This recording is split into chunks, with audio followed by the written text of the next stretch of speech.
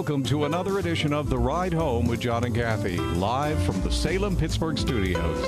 And now here are your hosts, John Hall and Kathy Emmons. Hey, good afternoon. Thanks for coming along today. Thursday edition. The week has gone by ever so quickly, I believe.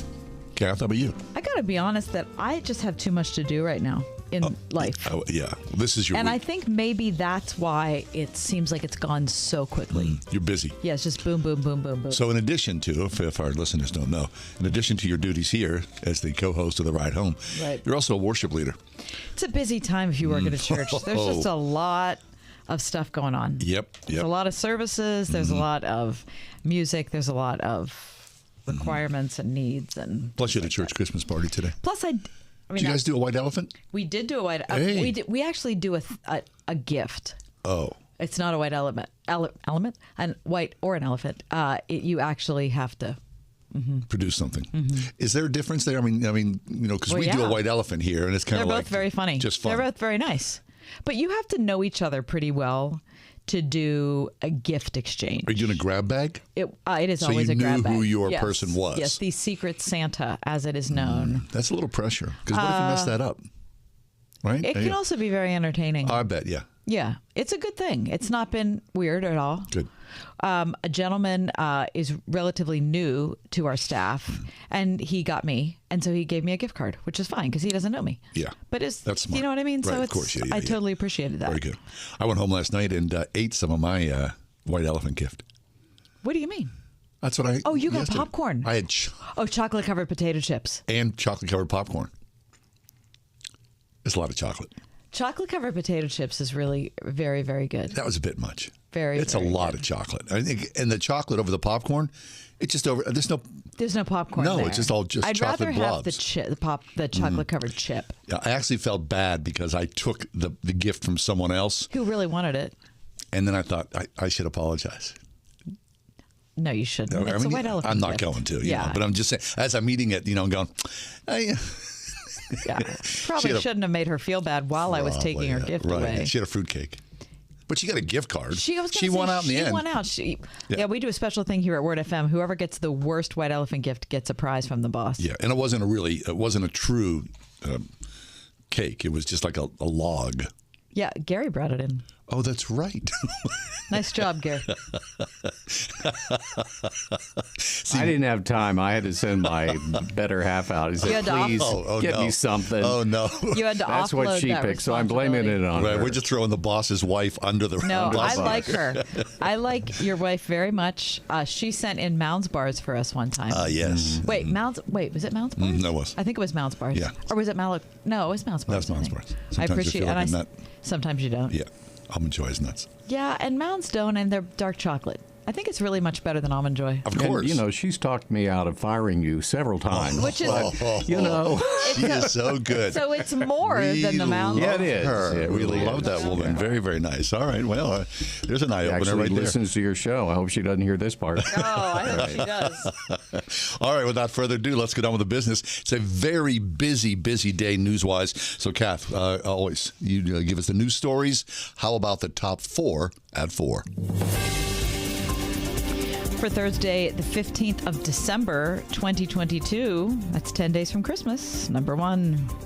The National Archives and Records Administration released the 12,879 documents related to the assassination of President John F. Kennedy today, shortly after the current president, issued an executive order authorizing their full disclosure, while still, John, keeping hundreds of other sensitive records under wraps.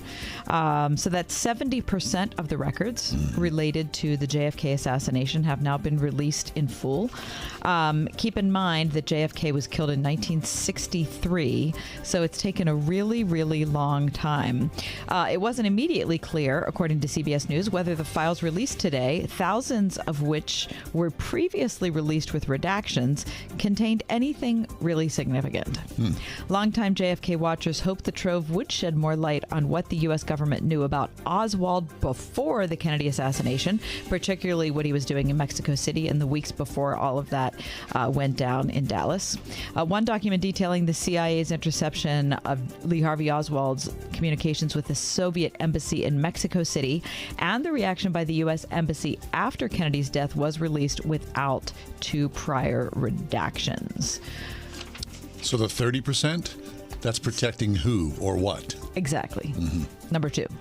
The House passed a bill today that would allow Puerto Rico to hold the first ever binding referendum on whether to become a state or gain some sort of independence in a last-ditch effort that stands little chance of passing the Senate. So, of course, they're doing it for reasons of publicity. The bill passed with some Republican support.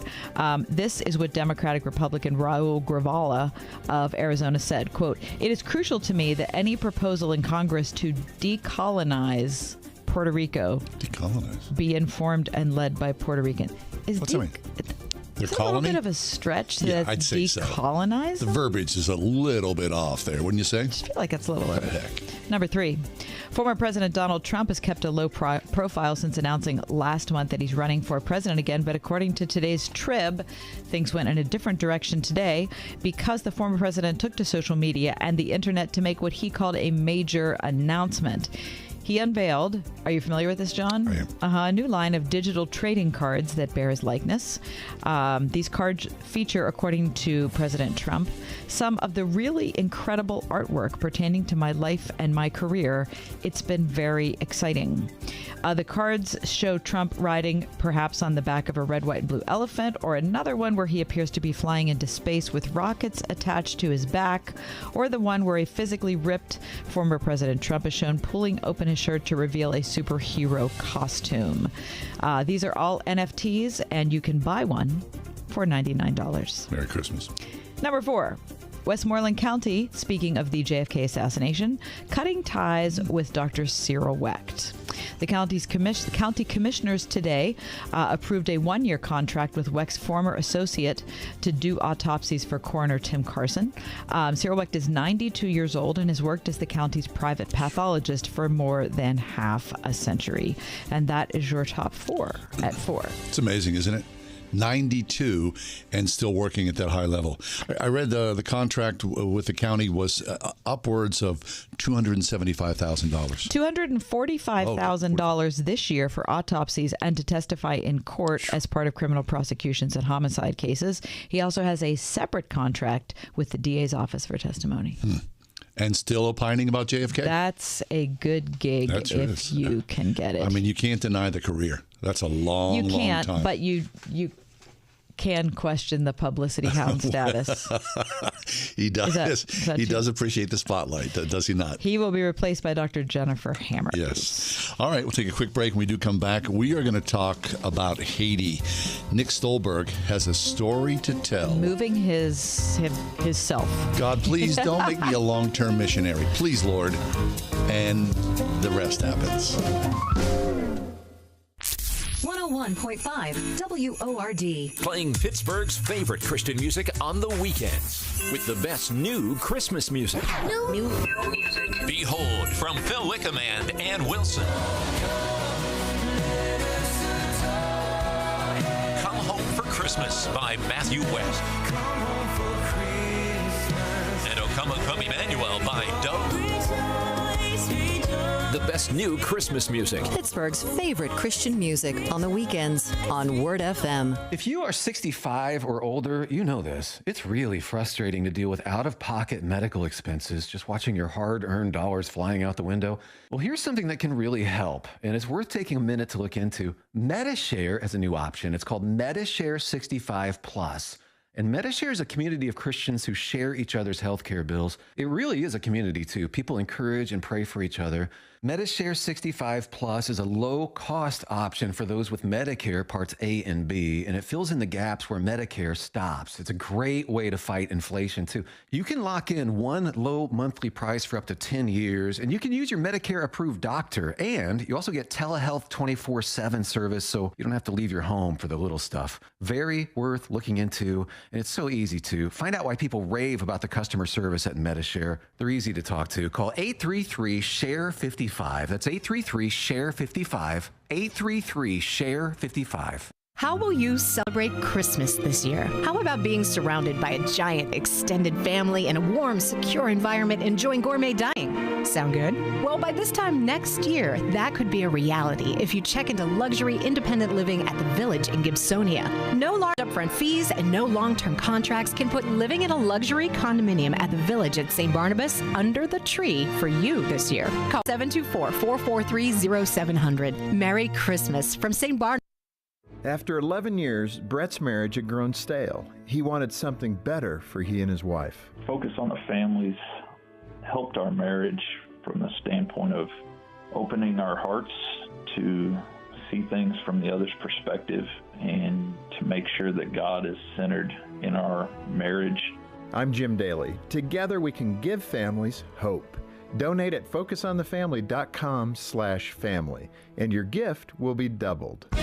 This is Tim Seckler inviting you to tune in each and every Saturday morning at 9 a.m. right here on Word FM 101.5 for the Life and Legacy Show, sponsored by my law firm, the Seckler Law Firm. Each week, we'll talk about your family's well-being as it relates to elder law, nursing home stays, estate planning, and keeping your hard-earned savings. And if you missed the Life and Legacy Show, you will find it archived at secklerlawfirm.com. See you Saturday morning at 9 a.m. right here on Word FM 101.5 for the Life and Legacy Show.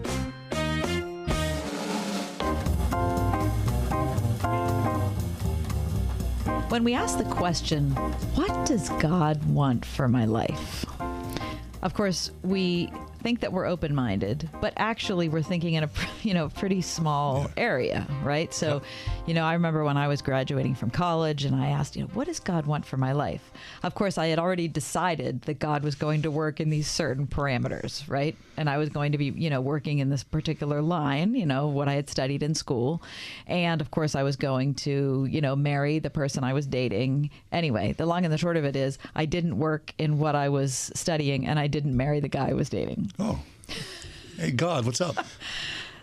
Nick Stolberg's with us. He's from an organization called New Roots Haiti. And Nick, first of all, welcome to the program. Thank you guys for having me. It's great being here today. Pleasure. And as I told my story, you're probably laughing because you know what that's like. Absolutely. To think you're going to do one thing and end up doing another thing. So down the line in our conversation, we're going to talk about Haiti. We're going to talk about the situation there. But let's talk first off about how you hear from God and what you think God's going to say and then what actually he ends up saying. So your story is? Yeah, so I grew up in Washington State. I grew up in the church, wonderful family, wonderful church family. I grew up going to youth group. That's where I met my wife. She was the PowerPoint girl and I was the sound guy. And, she needed a ride home after youth group. So I volunteered and, pretty soon we were going on dates. So, we had the opportunity in our church to go on a lot of mission trips. We went to Mexico. It's about 40 hours south on I-5 there, and built some homes, and it was fantastic. And we grew up doing that. And like I said, I was the sound guy for our church. So they called me up one day and they said, "Nick, we have this missionary night. We're going to need a sound guy." And so I said, "Oh yeah, no problem." I was nice. And so I showed up, and I remember sitting in the back in the little sound booth there, and I have no idea what was going on. I don't know who was there. I don't know what they were talking about. But I remember a conversation I had with God that was basically like this: God never called me to be a long-term missionary. I am not, I don't know what's going on tonight, but this is not me ever. I'm going to college. I've got a good career ahead of me. This is not why, not me. And I just remember that. I don't think I ever, thought about it much after that. What did you think you were going to do? Entrepreneur, business. Okay. At the time I was working in public works for a city. City management was kind of my career that I was looking at. But there I was having this conversation with God. And so I kept dating my girlfriend at the time. Pretty soon it was about time to get married. And I had a ring in my pocket. And my wife had been on mission trip. She'd been raised in the church with me. And she was, she asked me one night, she's like, "Will you promise me that when I'm done with college, we'll move abroad for a year?" And of course, I was in love, and I had this ring, and I was like, "Yeah, sure." But knowing in my heart, obviously, she'll want to just be a normal person, and not really want to move abroad for a year. And so we moved. She ended up going to college. Between her junior and senior year, I continued on with my career. Things were going great. Between her junior and senior year of college, she decided to go to Kenya, and I was like, "Great! You're going to go to Kenya. You're going to, experience this, out of the U.S. situation. You're going to get it out of your system, and you'll be ready to come back, be normal, start start a family, probably buy a boat, and be like a normal person. So she went and she came back more passionate and on fire to move abroad. And I was like, yep, here we go. So I've got this amazing wife, great heart, wants to go and serve, and now she's got this husband that's very reluctant. And so like there was a lot of pressure and a little bit of guilt. But, you know, we just kept going. We kept talking about it. You felt guilty because I didn't have this calling. I wasn't ready. I wasn't ready to give up my American dream to go serve. I understood the need, but I just wasn't ready. God hadn't made that abundantly clear to me yet. And so we're in New York on a trip. Things you do before you have kids. And we're in the UN building, and we're walking down these like corridors, and there's these like posters of kids carrying buckets of water, like UNICEF projects, USAID stuff. And that is where I say God hit me over the head with a stick and basically said, if I've given you a wife that's this passionate to move abroad, then who am I to stand in the way? And I'm like, what do you say to that? You know, at that point I was like, well, I guess we're going to move. So this was 2009, September-ish 2009. And for those who remember, the economy wasn't in a great spot. There was a lot of people losing their jobs. It wasn't necessarily a great time to be like, I think I'll just give up my good job and move to Haiti. And we didn't even know it was Haiti at that point. So we kept talking. We eventually kept talking. We said, look, if this is really our calling, if this is what we're going to do, then we just got to do it. Like, we're going to get a lot of our close family and friends telling us, oh, just wait. Oh, think about it a little bit longer. Oh, pray about it. But like, if this is where we're going to do, if this is what God's asked us to do, then we need to do it. But your wife knew your reluctance. She did. And so she was even surprised that I was like, coming around, this quick. But I went back to the hotel room and I Googled orphanage. And ended up finding... It's a general Google search. Well, I guess I just assumed, if we were going to be in missions, we'd be in an orphanage, right? And this is, 2009, like, it had internet, but it wasn't like it is it wasn't now, great internet. Right? Yeah, and people didn't have that great of websites or anything. So that AOL, right? You've got mail. So we ended up emailing these two organizations, one in Uganda and one in Haiti. And after about a month, it was abundantly clear that Haiti was where we belonged. So Thanksgiving rolled around that year, and we told our families we had a big announcement. Obviously, they were waiting for the grandbabies, and instead we told them we were leaving for a year. How'd that go over? Oh, great. We both have families that were really supportive. And so, they were like, okay, 365 days, I'll start my watch, But yeah, so that was November. January 2010, if some of you guys remember, that's when the big earthquake hit Haiti. Estimated over 200,000 people lost their lives that day. So that was epicentered in Port-au-Prince. And then we were looking to move towards Cap Haitian. And so Cap Haitian is the northern city. It's about 150 miles north. So they were not directly affected at all like Port-au-Prince was. And so we hadn't been to Haiti yet. We hadn't visited. They had encouraged us to come, but we were reluctant just because of the cost and time off and everything. And so we looked at each other. I think I sent my wife a text. I was like, do we need to go to Haiti? She's like, yes. So we emailed, and they were like, no, we don't. We're good. And then they emailed the next day, and we're like, if you could come tomorrow, that'd be great. Wow. Things had changed. They had a lot more different logistical needs all of a sudden. Yeah. And so I had a great job. I was able to get a couple weeks off. She just stopped going to school. And we were on our way. And that was our first trip. We ended up flying to Florida. Then we flew into the Dominican Republic and then taxied all the way over, spent 2 weeks in Haiti, completely fell in love with the country. So, Nick, even in the best of times, Haiti's not the garden spot of the world. No, but you know what? Haiti is a beautiful country. And especially where we're at in the north, it's very green, it's very lush, there's great beaches. There's obviously there's no power, there's no running water, there's no septic systems, there's no sanitation system. So there's just an unbelievable amount of infrastructure that doesn't exist. That being said, it is a beautiful country.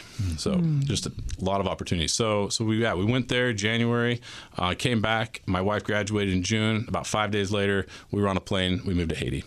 So originally we went and we lived in an infant care center named Children of the Promise, and that was very transformative in our time in Haiti. So we spent about 5 years there. That's where we learned to speak the language. That's where we learned the culture. We learned to work with people, and we took care of sick and malnourished babies. And it was a really great time and really hard time. I mean, it was. We learned a lot, especially about the true needs of Haiti. And so our whole perspective, after our first, couple months there, we quickly realized that one of the biggest limitations with organizations operating around the world, especially in Haiti, was just turnover. It's a country where a lot of people don't last. People go down there with, maybe it's just too hard. And so they go down there hoping to live for a long time, and they make it, a few months, maybe some make it a couple years, maybe some make it 5 years, but it is just a very, very tough country to live in. Spiritual warfare, there's just the lack of resources. There's no grocery stores. You can't just go and get food that you would normally get in here. And especially, I'm especially talking about Cap-Haïtien. Port-au-Prince is very different. And that's what I always like to emphasize is, we're 150 miles apart, but by vehicle, it's about 8 hours. I bet. It's a very tough, long drive. Yep. And so, Port-au-Prince has big grocery stores, a lot more infrastructure, a little bit of power, better roads, but it's a whole other part of the island. Right. And so we weren't living there, and so we were in Cap-Haïtien, and it was very different. So. Yeah. So people read about Haiti, and if anything, they know that it's dangerous.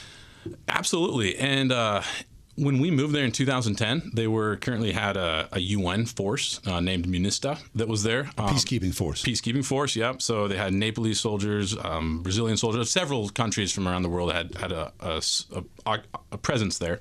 And when we would drive down the road, we'd see tanks, we'd see, peacekeepers all over the place. And it was very peaceful, calm, very safe. I'd take people into the markets. We never had issues. And during those years, 2010, when we got to Haiti, to probably 2015, 2016, we would always say Haiti was on a good upward trend. Mm-hmm. Like roads were being built, there was development, there was a tourism sector growing. There was a lot of positive change in the country. More than, I think had been, in the previous bunch of years. But now the UN obviously had their ailments too. There was a lot of issues that they brought to the country as well. The biggest, being cholera. Yeah. The Nepalese soldiers brought over cholera in 2010. That ended up killing, a minimum 10,000 people in 2011. That was recorded, but it's probably a lot higher than that. And so there started to be a lot of, tension between the soldiers and the population. And I think both parties realized that it was kind of time to be done. And so Haiti wanted their country back. So the soldiers left, and what that did, and part of the MUNISTA's occupation was to really build up a force of police that could take over the country. Sure. And so I think they believed that was complete. But as we're seeing now, it definitely wasn't. And Nick, so you're there for an extended amount of time, married, and then you have children. Yeah, so we have 4 kids. Our oldest is 12, and so we adopted our first 3 kids, and the 4th one was biologics. They've all been born in Haiti. So it's 4 kids. Wow. Okay. Yep. And so you've been in Haiti ever since? Yeah, ever since that first time in 2011. Yes. Yep. And so for the first 10 years we were there, we wouldn't even travel together. I would leave, and then my wife would leave because we were waiting for our adoptions to be finished. And so we spent exclusively all of our time in Haiti. You didn't travel together. Why? Because we needed somebody to watch our kids, and so our passports, or their passports, their adoptions weren't finished. So one would leave at a time. I see. Yep. Oh, so you all couldn't leave the country? I see what you're saying. Not until just before COVID, we got the ability to all leave as a family. Okay. Yep. All right. We're talking to Nick Stolberg. He's from New Roots Haiti. You can find out more information about the organization at newrootshaiti.org, and we'll talk about that after the break. Well, why don't we break now? Yeah, let's do that. Okay, terrific. We'll take a break. When we come back, we'll hear more from Nick about New Roots Haiti, more updates on what's going on in country, and more thoughts about what God might have for your future. That's next on The Ride Home.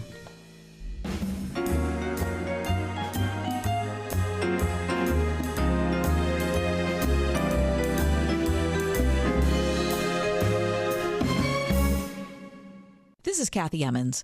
John and I are grateful for the encouragement we have from all of our advertisers, and especially our friends at Grove City College. Thanks to everyone at Grove City for supporting The Ride Home. Hi, it's me, Marcia from the Springhouse. How are you?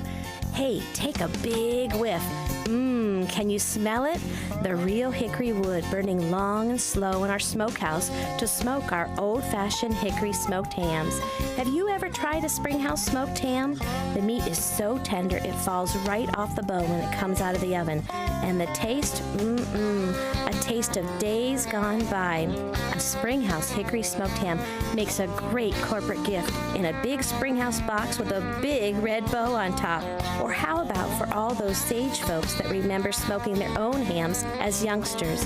Give us a call at 724-228-3339 to order your whole or half hickory smoked ham from the Springhouse. Or check us out on the web at www.springhousemarket.com. And Merry Christmas from all of us at the Springhouse in 84 PA. Crossroads Ministries presents a night to celebrate the season with acclaimed crossover vocalist and songwriter Charles Billingsley. Enjoy a sweet night of great music and dessert. December 15th or 16th, it's Christmas time again with Charles Billingsley, former lead vocalist with Grammy-nominated New Song at Crossroads Ministries in Finleyville. Tickets just $20. Get yours now at crsmin.com. If you've ever read anything by the Puritans or other fathers of the faith, you know that their reverence for God was deep and profound. You can incorporate their prayers into your own worship time using the devotional Be Thou My Vision. This is a beautiful hardcover book that presents prayers, catechisms, and creeds from throughout the centuries in an easy-to-read daily format. Request a copy from Truth for Life at truthforlife.org/donate. Right now during Mattress Firm's Dream December sale, get a king bed for a queen price or a queen bed for a twin price and save up to $700. Plus, get a free adjustable base. Visit a store near you or mattressfirm.com today. Listen on your smart speaker at wordfm.com, the Word FM app, iHeart, TuneIn, and on Odyssey. In your car or at home, too, at 101.5 WORD-FM, Pittsburgh. Underground coal has been mined in Pennsylvania for more than 200 years. Over 1 million homes in Pennsylvania sit on top of abandoned mines. These mines can collapse, causing damage to your home. Most homeowners' policies do not cover damage caused by mine subsidence or water breakouts. Damage often exceeds $100,000. DEP makes protecting your home easy and affordable. Don't take any chances. Visit dep.pa.gov/MSI or call 1-800-922-1678 today.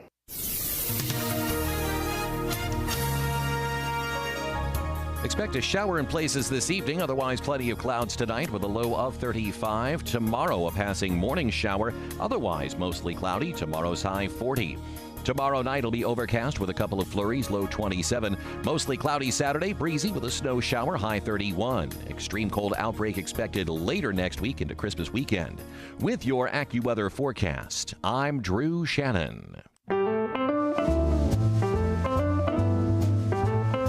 We're enjoying our time with Nick Stolberg. New Roots Haiti is his organization. He had a story to tell about, hey, Lord, I do not want to be part of any long-term mission. He's living in Haiti now with his wife and 4 kids. Nick, okay, so now that you're in Haiti, going in, you knew nothing. You didn't know the country, you didn't know the language, you didn't know what to eat.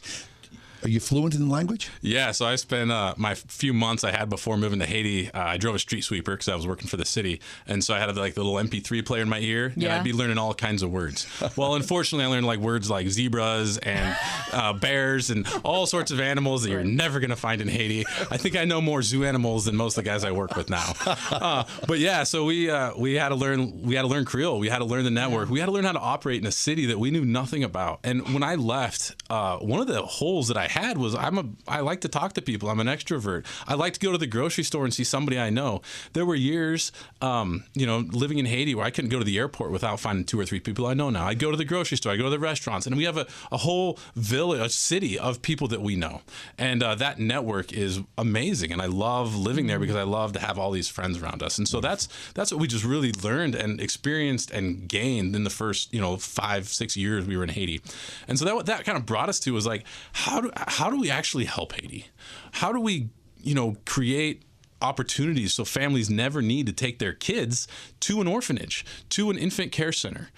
Well, what they were lacking so often, my wife, she's a social worker by heart. I mean, she has a degree in human services, and so she would work with the moms as they were coming in. She saw the love in their parents' eyes as they, handed their kids over because they were so sick. They needed, intervention and care. And they couldn't afford to go to a doctor. Well, a lot of times with malnutrition, they didn't necessarily need to be hospitalized, but they needed, a couple months where they'd never missed a feeding. And so that's what we would do, is we would bring in these very sick, malnourished kids, get them healthy, get them plump. The moms would be in classes during, do a lot of education, some outpatient, programs, and then get them back with their families. That was the intent. So is that the core of what you're doing with New Roots Haiti? Not at all. Yeah. So what we wanted to do at that point was go upstream. Those were hard years. I mean, we lost a lot of kids because a lot of times it was too late. And so how could we help parents before they need the services of infant care centers, of hospitals, and we saw just way too much mortality in young babies and in kids. And so what we want to do is just create economic opportunities. So we started New Roots Haiti, and the mission is to help alleviate generational poverty through education, employment, and nutritional assistance. And so it's pretty broad. It gives us, some perspective to work under. But at the core, what I'm super passionate about, and what we kind of started with, was economic opportunities. And so we created a small educational farm where we can employ people to come in to raise animals, and then we butcher the animals and then sell them to people all over. And so we're using a mixture of missions as business, as well as just relational ministry to change the lives in this community. And so we have about 50 people working for New Roots. We have a community center program where we work with about 300 youth in our community. Wow. They do a Bible program that's focused on literacy development. They do, all sorts of different sports activities, but nothing in Haiti is built for kids. Everything is built for adults, or, what limited things that are built, nothing's for kids. And so we want a place where kids can come and play, be safe, be, fed spiritually. There's so much trauma. I mean, we see the mental health issues that we have just in the United States alone. Imagine living in Haiti. Right. So many we have a full-time psychologist. We have an amazing director. We have just an amazing community center program. That's my wife's developed. You can learn way more about it on our website. New Roots Haiti. NewRootsHaiti.org. Yeah. Our YouTube channel has a bunch of great videos of kids and what we're doing that explains that a lot more than I have time to do here.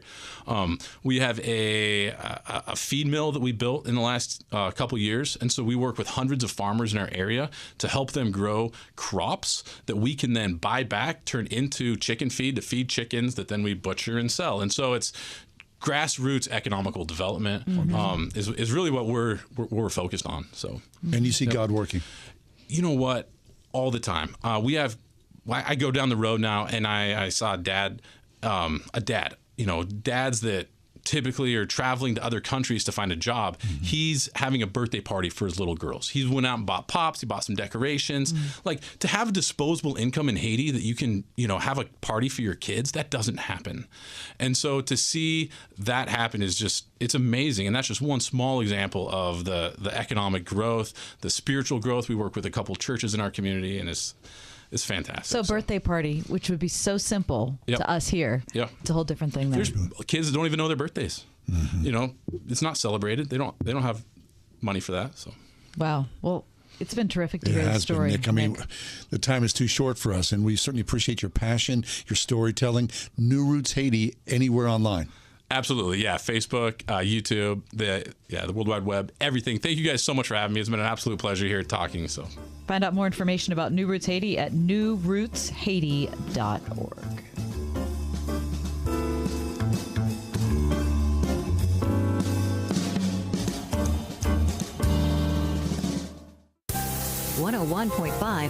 WORD. Searching for answers to tough questions? This week from Chuck Swindoll. Education isn't the secret of finding truth. It is faith in the Lord Jesus Christ, the way, the truth. Stop searching when you come to Him. You found the truth. Hear Chuck Swindoll explain why Jesus said of Himself, "I am the way, the truth, and the life." This week on Insight for Living. Tomorrow morning at 8 on 101.5 WORD. For most of us, it's hard to even look at. We've all seen the images of a hungry child. She can barely move because that hunger has left her exhausted, lifeless. There's a name for this. It's severe acute malnutrition. Save the Children works in poor areas and cares for the child you're thinking of right now, but they can't do it without you.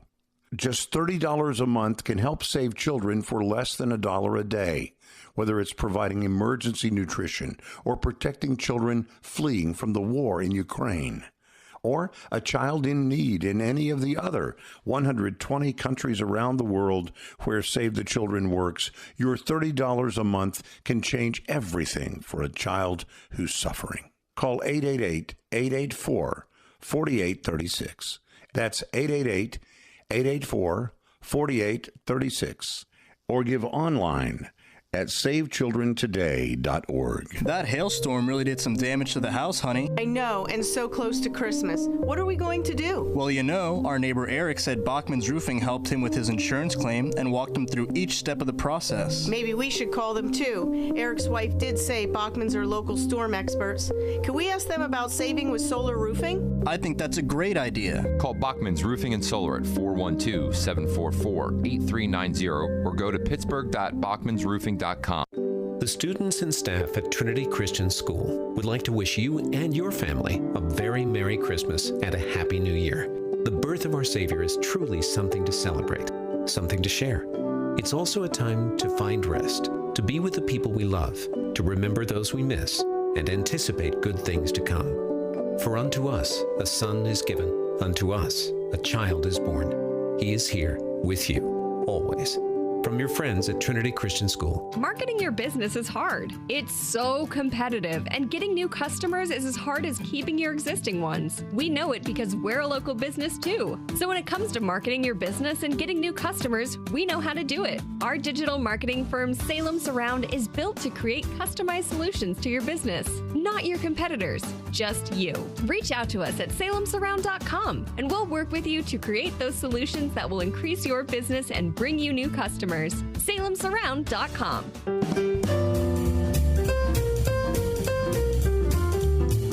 So it's cloudy for the, what do you think, 9th straight day maybe? So gray. Very gray. Super, super gray. I was with some people this morning and somebody was like, people complain too much about the weather here. It was sunny yesterday. And there was this moment of silence and everyone at the table said, no it wasn't. It was not. No, maybe. That was like a dream he had. So when people talk about traveling during the winter months, oftentimes, most times it's the snowbirds.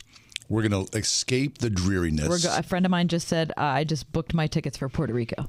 Puerto Rico? Oh, maybe it'll be a state by then. Maybe they'll drop off their colonial, whatever. They're going to decolonize. Right. Puerto Rico. I'd love to go to Puerto Rico, wouldn't you? Never been. Neither have I. I would love to go. Yeah, of course. Yeah. I'm sure it's sunny and warm in Puerto Rico on the island. Be very nice. Snowbird. Are they going to go for a week or two? Or? 1 week. Delish. Mm-hmm. All right. So people do that.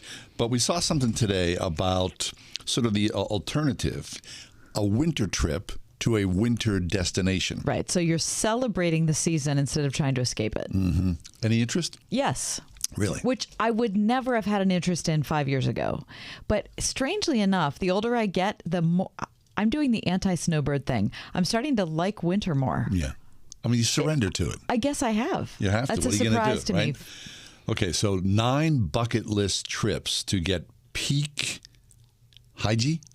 Oh, Hygge? I don't know how to pronounce that word. Hygge. It's a Danish word, right? Yeah. Hygge? Yeah, it's a Danish word.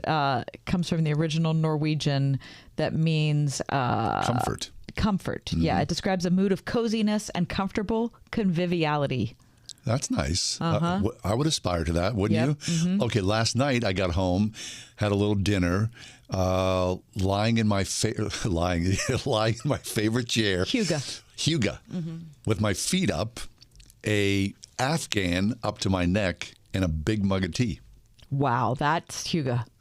I was very, very comfortable last night. Looked out the window, it was dark and cold. It's coming, okay? So they're saying the bucket list, I would love to go, on top of their list, Copenhagen. Oh, listen.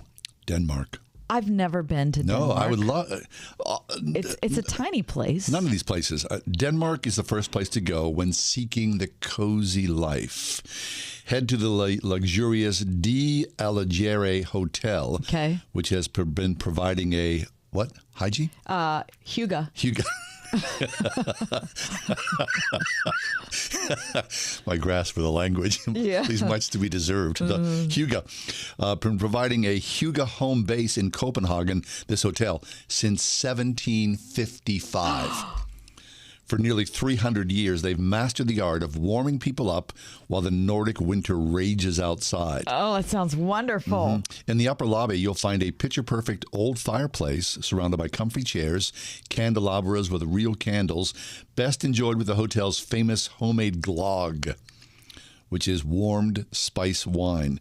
It's also worth braving the cold and dark to see how Copenhagen dresses up its famous Tivoli Gardens for the festive season. Copenhagen. That'd be nice. How long does it take to get to Copenhagen? Not too long. You could probably fly to Frankfurt is 9 hours or 8 hours, I think. And then, I mean, Copenhagen is only an hour probably away from there. Wonder how expensive. Wonder what the dollars. That's what I was going to ask. Right. Okay. They're on their bucket list is Fogo Island in Newfoundland, Canada. Closer. Modern architecture perched on the shores of Newfoundland. Check. In-room fireplaces and hand-quilted blankets, check. Community-based philosophy in which monetary surpluses are reinvested locally, super check. Fogo Island Inn encapsulates a Scandinavian way of thinking from the decor to the business operations, but it is all Canadian. Be careful they don't kill you. Right. Okay. Our guests arrive to the island off an island. They can curl up with a pair of binoculars to watch the seabirds tempt the cold sea water. Berry picking and petting the Newfie dogs. I love Newfies. That'd be fun. All right. Copenhagen still has my attention. Without a doubt. How about Longyearbyen, Svalbard, Norway? Okay. The remote Svalbard is perched so far north that one has to look to see the northern lights, so winters here require a healthy dose of Hygie. Hugo. To get through it. I guess I have to go there to experience it before I can pronounce it properly. Fortunately, it's a Norwegian territory and thus imbued with Scandinavian sensibilities that lend themselves to coziness. Book a room at the comfy Funkin' Lodge. Gary, doesn't that sound like that place where that island, that solitary... Star Island off the coast of New Hampshire. Oh, that was New Hampshire. Yeah. Okay, for some reason I transplanted that to Scandinavia. All right, so so thanks. So $1 US equals 7 Danish krone. Whatever that means. Right. However, $1, equals 7 Danish krone. Okay. So it sounds like maybe it's a good deal. All right. We'll Probably not. Don't Probably you think, not. When you think about it, you think, oh, the Volvo or something like that, right? You know. No, that's Sweden. Oh, okay. Yeah. Is it Hugo? That's not. It is Hugo. It's not. I'm not even going. All right. Let me go back to my bucket list of places that I'll never be able to get to, right? No, you don't know that. Right. I guess so. Because one of the things that I've been reading about in the past year is how many places in Europe are affordable to go to, except we just assume they're not. You think? We assume, oh, well, I could never afford to go to Europe. Okay. Hagee. No, Hagee. It says Huga in my... Hagee. Oh, isn't the preacher Hagee? Maybe they're pronouncing the preacher. Right. Okay, how about going to Newport, Rhode Island? Oh. Very nice. Very nice, isn't it? New England winters may be the best spent indoors, but Newport, Rhode Island leans into the inclement weather by channeling its Higgy. Hugo.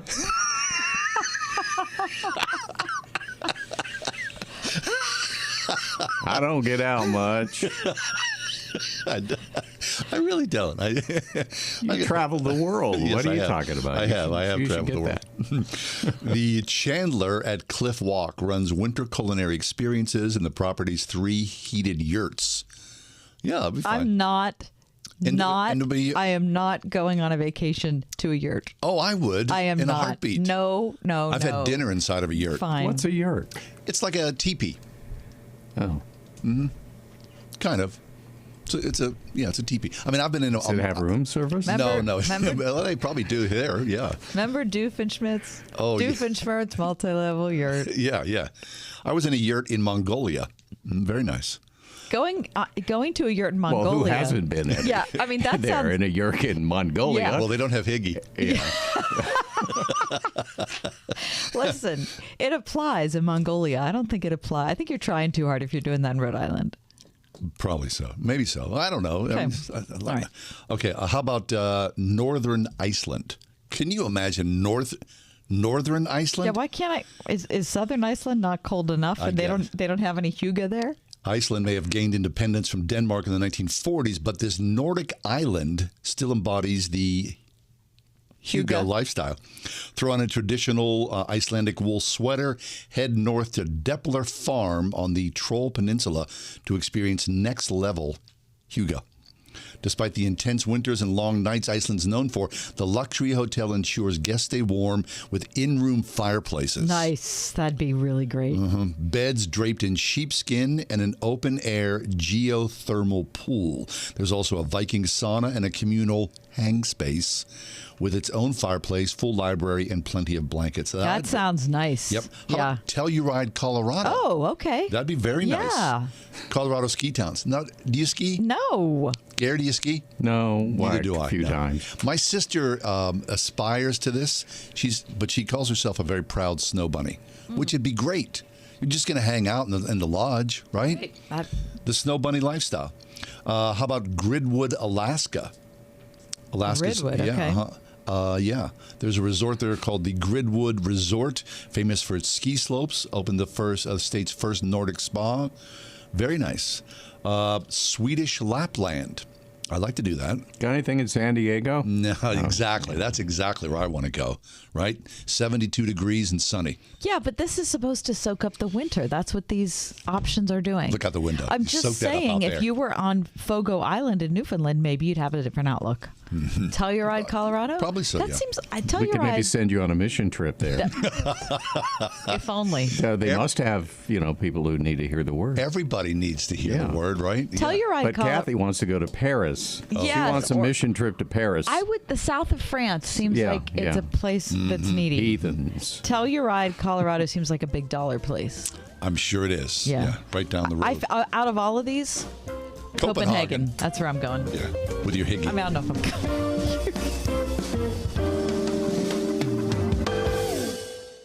Eric was way behind on his taxes. I owed a lot of money to the IRS, almost $15,000. I tried to make payments. The IRS wasn't satisfied with Eric's efforts, so they came after him full force. They're coming to put a lien and a hold on all my income, my home, my car. I was just overwhelmed at what to do. Then Eric called Optima Tax Relief. When Optima Tax got involved, the calls would stop, the threats would stop. It was easy like 1, 2, 3. Optima Tax Relief is A+ rated by the Better Business Bureau, and their team of expert tax professionals took care of Eric's problem. I owe $15,000, and now my debt is clean. I don't owe anything. Take Eric's advice. If you have a tax problem, you need to call Optima Tax now. Call Optima Tax Relief for a free consultation. Call 800-965-1433. 800-965-1433. 800-965-1433.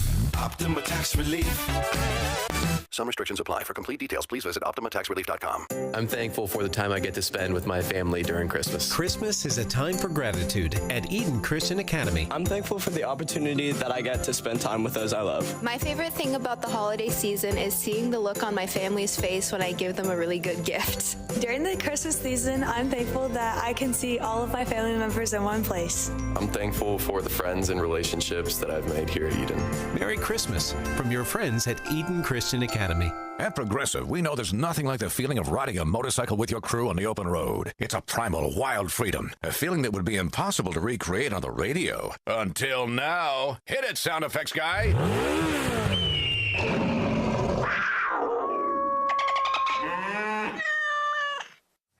No. We really lost our stride at the end there. Get 24/7 roadside assistance with Progressive, America's #1 motorcycle insurer. Progressive Casualty Insurance Company and Affiliates. Roadside assistance subject to policy terms and limits and may require comprehensive coverage. Revival Today Church presents Celebrate the King, a free Christmas event for you and your family. With musical guests Uche Agu, Ron Canoli, Karen Sheard, and Jacqueline Carr, featuring the Revival Today Mass Choir. along with a word from Pastor Jonathan Shuttlesworth. Saturday, December 17th at the Montour Junction Sports Complex. Doors open at 6. Sign up today at rtcregister.com. Want next level safety ad-free? Unlock advanced hyper-local severe weather alerts when you subscribe to Premium Plus on the AccuWeather app. AccuWeather alerts are prompted by our expert meteorologists who monitor and analyze dangerous weather risks 24/7 to keep you and your family safer. These notifications are clear, concise, and hyper-local down to your neighborhood or street address. Download the AccuWeather app and upgrade to Premium Plus today. Speaking of far-flung destinations, it appears as though that Bethlehem welcomes the full tort of tourists back. It's open. After the pandemic has closed Bethlehem essentially for 2 full years, they're expecting next week a minimum of 150,000 tourists in Bethlehem. Wow. 150,000. So they're saying the business is booming, streets are bustling. In Palestinian territory, right? It's in Israel. They share an airport. It's in the disputed. I'm pretty sure if it's not in Palestinian territory, it's in disputed territory. Right. I think it's a shared territory, right? Okay. Yeah. So dozens of groups, apparently from every continent, posed for selfies in front of the Church of the Nativity, built on the grotto where Christians believe that Jesus was born. A giant Christmas tree sparkled in the adjacent manger square. Tourists packed into shops to buy olive wood crosses and other souvenirs. Okay, that I'm not sounds doing that. Kitschy. Seriously. No. I don't know. I see. I'm not going to go shopping for like a Bethlehem shot glass or something. Of course not. Of course not. That's crazy. And I'm saying this as someone who's never been to Israel, so I'm speaking in ignorance. But that's always been my fear, is that tradition says this is where this happened. I feel like the commercialization could overtake you. Yes. Although, I think, obviously, 1,000 different tours or 10,000 different tours, yes. You could find the right one that would sort of fit your mold of, I'm not going to go, shopping for trinkets. Right. But Bethlehem on Christmas, I don't think that's the one I would choose. Well, it'd just be super crowded. Mm-hmm. As far as it being holy? Would it be? See, now, of course, I'm making my judgments based on a lot of things I've read, never having been there. Right. But that would be foremost in my mind. Why am I doing this? What about security and safety? I mean, you would imagine there'd be very high tension, right? Every time. Palestinians and the Israelis, and you think there'd be a lot of checkpoints, a lot of checking of bags and all that. Mm-hmm. But it's probably no different than here we are in the city, right? I mean look at what's... Just take your life in your hands wherever you go, right? You trust that you move forward, that's all. Yeah. But I would love to. I would love to go. Perhaps not exactly at Christmas, though. No. But never having been, like, when you tell people you've never been to Israel, you get like in your friends, they're like, what? You've never been to Israel? Right? We've been invited. We were invited to go on a particular tour. Do you remember this of Israel? I do. It was right before the pandemic, and we were excited about it. We were like, no, this is the one that we want to do. And then COVID happened. Right. And then so we're still not set up for anything. I would love to go. But I think, like, more than anything, you would have to fight the throngs and the bus tours and the machinations of tourism. So you have to make your way through all that with someone. Well, you know this from your traveling. Yeah. That when you're in country on your own, you're at the mercy of every tourist, everything. Right. But when you're in country with someone who is a native, they cut you through all of that. They say, you don't want to see that. You don't want to do that. Right. Just come with me. Let me grease the wheels That's for just you. or not even grease the wheels. Let me just show you what's worth seeing. And you know what I mean? That's just the better way to go. So again, so you've got your Haji. Your Hige. Yeah. We could go to Copenhagen. Yes, right? Which would be great. And then sort of take a side trip to Bethlehem. Not necessarily in the same area. No, it's not in the same area. No, but it sure would be great. It would be great. What about Hige in Copenhagen, and then go south and take in one of the great German Christmas markets? Oh, I'd love to. I mean, they're epically. I would love to be in Germany sometime between Thanksgiving and Christmas. Oh, so would you rather have a comfortable, long retirement, safe at home, or would you rather?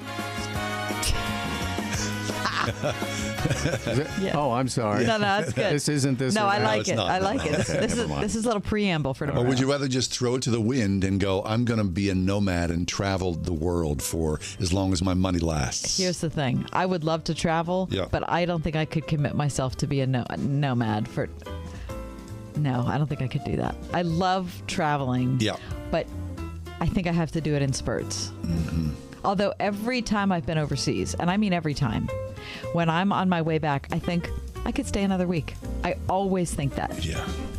I don't know. The nomad life would be... I think I'd like to try that.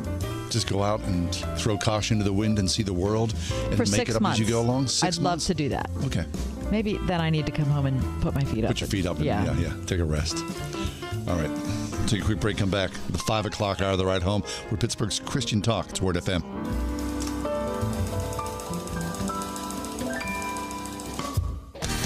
Ask Alexa to play the word Pittsburgh to hear us there. We're on your Google speaker too, plus iHeart, TuneIn, and on Odyssey. 101.5 WORD-FM, Pittsburgh.com.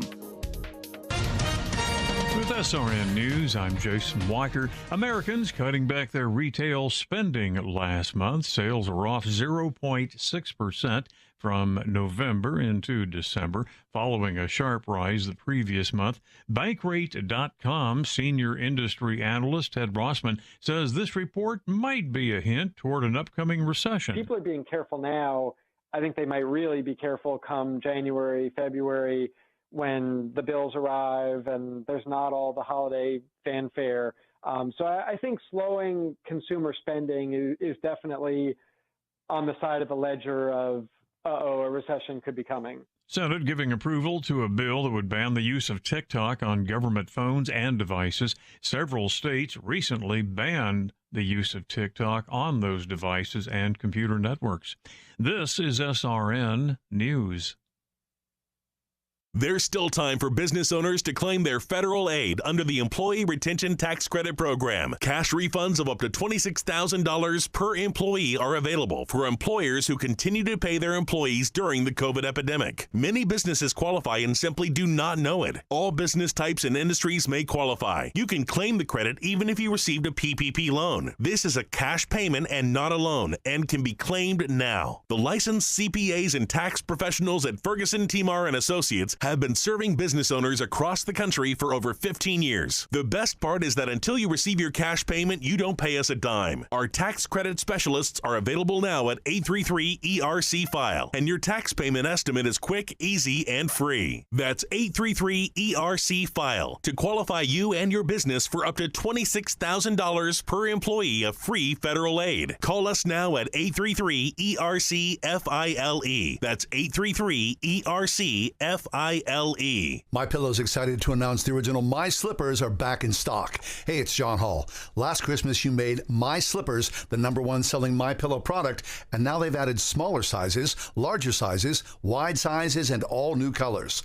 What makes My Slippers different is the exclusive 4-layer design that you're not going to find in any other slippers. My Slippers' patented layers make them ultra comfortable, extremely durable, and they help relieve the stress on your feet. Wear them anytime, anywhere, and save $90 off with promo code WORD. That's only $49.98 a pair.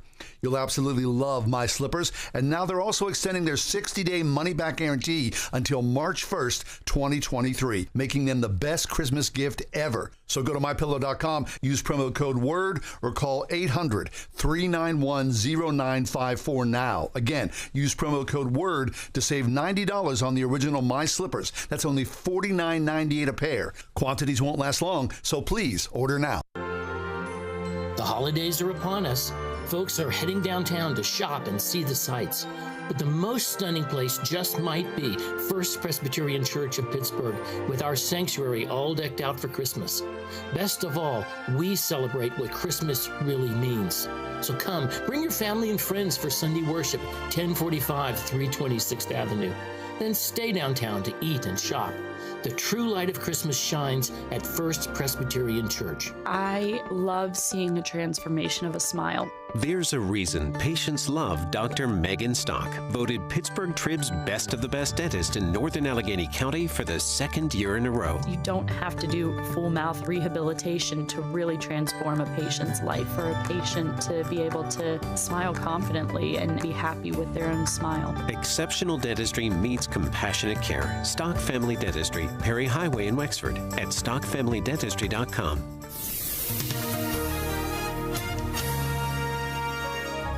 Expect a shower in places this evening, otherwise plenty of clouds tonight with a low of 35. Tomorrow, a passing morning shower, otherwise mostly cloudy. Tomorrow's high 40. Tomorrow night will be overcast with a couple of flurries, low 27. Mostly cloudy Saturday, breezy with a snow shower, high 31. Extreme cold outbreak expected later next week into Christmas weekend. With your AccuWeather forecast, I'm Drew Shannon. Portions of the following program have been pre-recorded.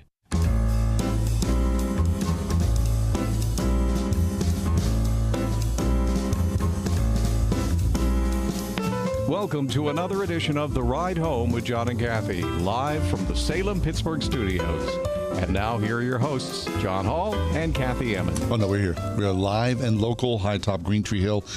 And thank you for being with us on this Thursday. I want to thank everybody who was so kind and generous with our Save the Children campaign. You're just so fabulous. We love you so much. Yeah, Thank you.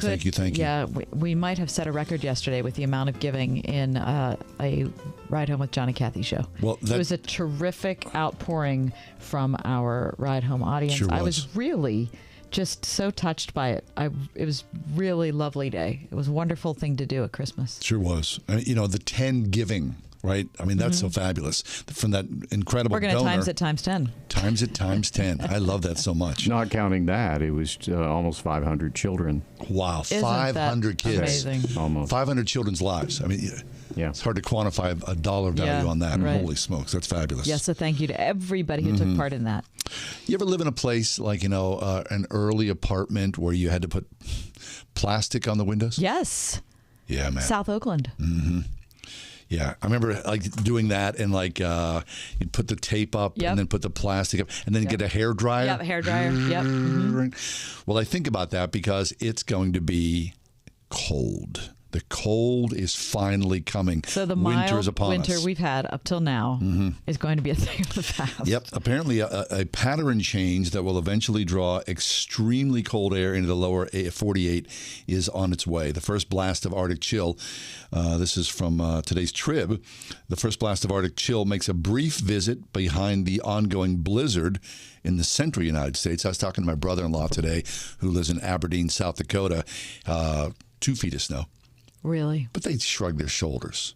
Okay. It's child's play. Yep. The calendar closes in on Christmas. More powerful bouts of frigid air are going to make their way. Now, looking at the extended forecast for us here in Pittsburgh, coming up starting next Friday. Okay. The high will be 20. The low will be 9. Mm-hmm. Whoa. Mm-hmm. Christmas Eve, they're saying the high will be 13. The low will be 6. So we are headed into some cold weather here. Mm-hmm. It's upon us. Yeah. Christmas Day should be very balmy. A high of 22 with a low of 12. It looks Today as though I didn't wear a coat. You didn't wear a coat. It's cold out there. It's cold. Yeah. But it wasn't that cold, and I have a wrap on, and I was doing a lot of running around, and I have my boots on, and so I thought, a coat's going to be a pain in the neck. Right. So I carried it, but I didn't wear it. Mm-hmm. Right. That day, there's not going to be any carrying. No. Whenever you do something like that, it's kind of funny. You're carrying your coat. I always hear my mother's voice telling me, "Oh, put your coat on, or you're going to get sick." Wouldn't matter if I was, 5, 15, or 55. you hear your mother's voice going, "Come on, put that coat on." Mm-hmm. Yeah, so But we're that headed has cold. nothing to do with you getting sick or not. No, it doesn't. It really doesn't. No, it doesn't. Unless you're out there forever, But that's still not going to make, Did you ever grow up in the era of putting bread bags on your feet? No, but I mean, yes, sure. I mean, I remember people We did talking that. about that. I don't think I ever did that, though. We did Inside that. your boots. Yeah. Yeah, if you have crappy boots. A wonder bag on Yeah, each we put foot. that. Yeah, I did that. Yeah. Okay, so cold, super cold. Christmas Day, what I say, 22 for the high. I mean, it's going to be cold for the foreseeable. They're showing us here. Temps in the mid-20s as the high. Mm-hmm. Jiminy. Yeah, and we've been really good about the furnace, haven't you? Mm-hmm. We've been trying to be very careful about the heating bills and whatnot, and looking for. My back door is there's a little sort of. When you lean up against it, you kind of feel a little. Mm-hmm. I need to get a little something in there, I guess. Well, we were at 62 for a long time. Yeah. And I just bumped it up. The temperature in your house is set at 62 on the furnace. Yeah. That's cold. Yeah, it is cold. Mm-hmm. But we have this one room that is heated with a fireplace insert, super efficient one. Yeah. And so we're trying to stay in that room. So basically we're heating the rest of the house to a minimal temperature. And staying cozy in the one room. Right. So that's what we're trying to do. Well, I was just cooking the other day and I was just very, very cold. So Even I put in the it up, kitchen? I pulled it up to 67. Oh, that's fine. Yeah, but here's what's funny. I left it at 67 simply because I forgot. Got up in the middle of the night and I sweaty. thought, why is it so hot? It's amazing. You got used to that 62. Yeah, you do, yeah. And apparently you sleep better, too. Do you think? Yeah, I don't mind it. It being cold at night is no big deal. Yeah. No, it's fine. But when You're you get up snug in as the a bug. morning, that can be a real shock. Yeah. Hey, speaking of that, I had not one, but two fabulous dreams last night. I mean, Really? 2 fabulous dreams. I woke up this morning, I was like, whoa, that's cool. I dream often of flying.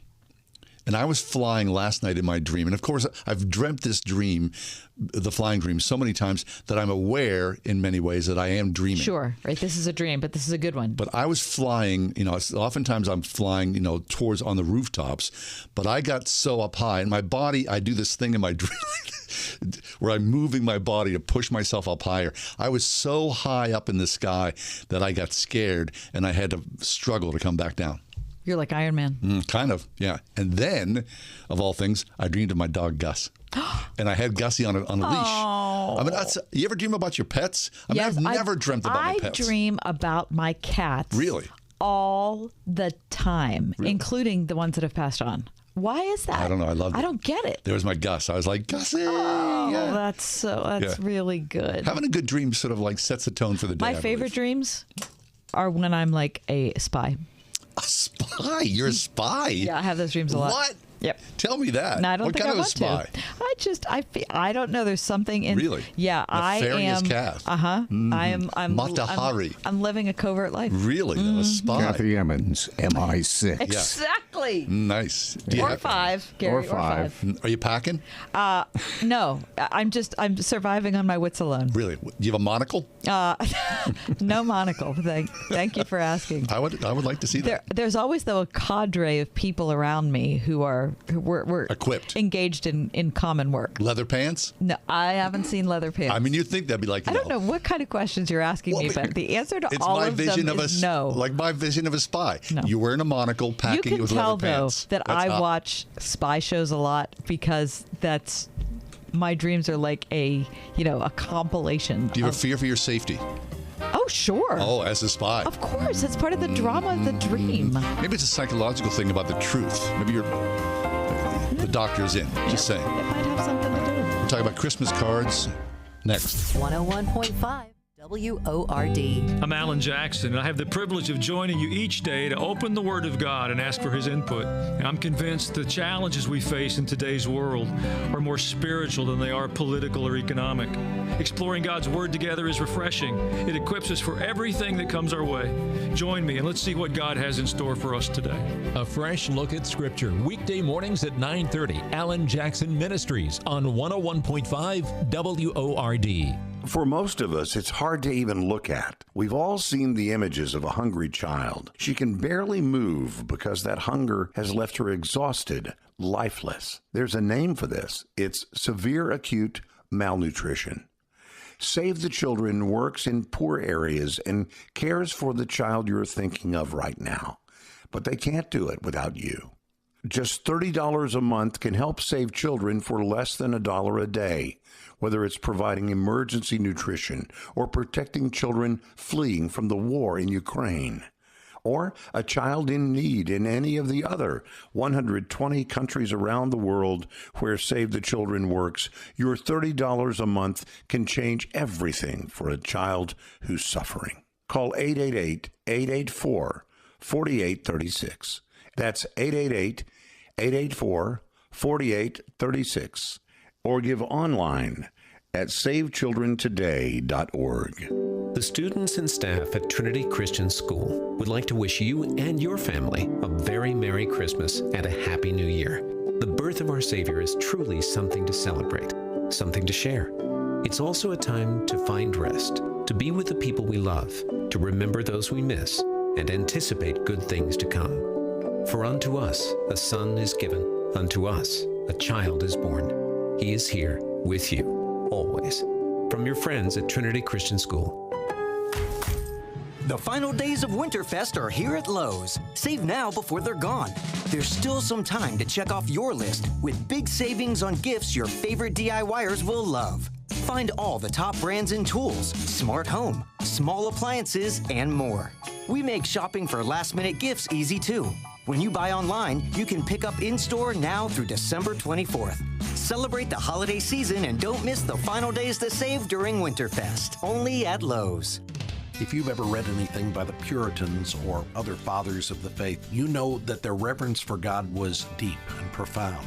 You can incorporate their prayers into your own worship time using the devotional Be Thou My Vision. This is a beautiful hardcover book that presents prayers, catechisms, and creeds from throughout the centuries in an easy-to-read daily format. Request a copy from Truth for Life at truthforlife.org/donate.